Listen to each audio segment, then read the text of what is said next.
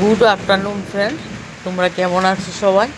আর কি বলবো, দেখো আমার ঠাকুর পুজো হয়ে গেছে। আমার ঠাকুর ঘরটা তোমাদেরকে একটু দেখাচ্ছি বন্ধুরা। দেখো আমার ঠাকুর পূজা হয়ে গেছে, এখন আমরা খেতে বসবো।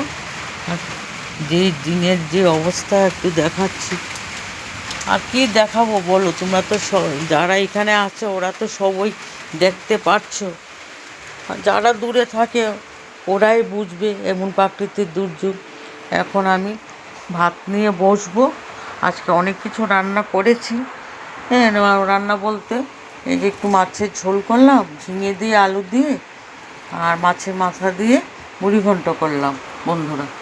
আর এটা হচ্ছে একটু চাটনি টমেটো দিয়ে, আর দইটা তো আছে, দইটা তো মানে খেতেই হবে সেই জন্যে। আর এটা হচ্ছে আমার জিনিস, আমার হাজব্যান্ডের শুটকি মাছটা খায় না, ওরা কেউই খায় না, সেজন্য আমি খাই। সেজন্য আমার জন্য আমি ঝিঙে দিয়ে আলু দিয়ে শুটকি মাছটা রান্না করলাম বন্ধুরা।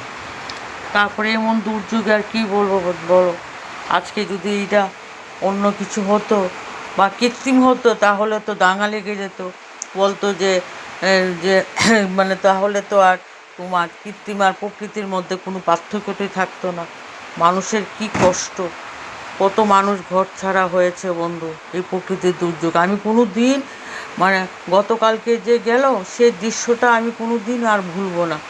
আমি কালবৈশাখী ঝড় দেখেছি বন্ধুরা, কিন্তু এরকম দিনটাকে রাত্রি করে ফেলা, অন্ধকার করে ফেলা, এটা আমি কোনো দিনও দেখিনি, আমি কোনো দিনও আর ভুলবো না বন্ধুরা।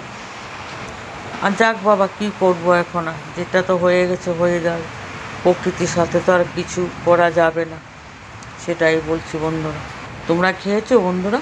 তোমরা খেও না, খেয়ে দিয়ে কী করবে, ঘর থেকে বেরোবে না, শহরে প্রচণ্ড জল উঠে গেছে, আমরাও খাচ্ছি। এবার তোমরাও খেয়ে নাও বন্ধুরা। ঠিক আছে, ভালো থেকো, সাবধানে থেকো।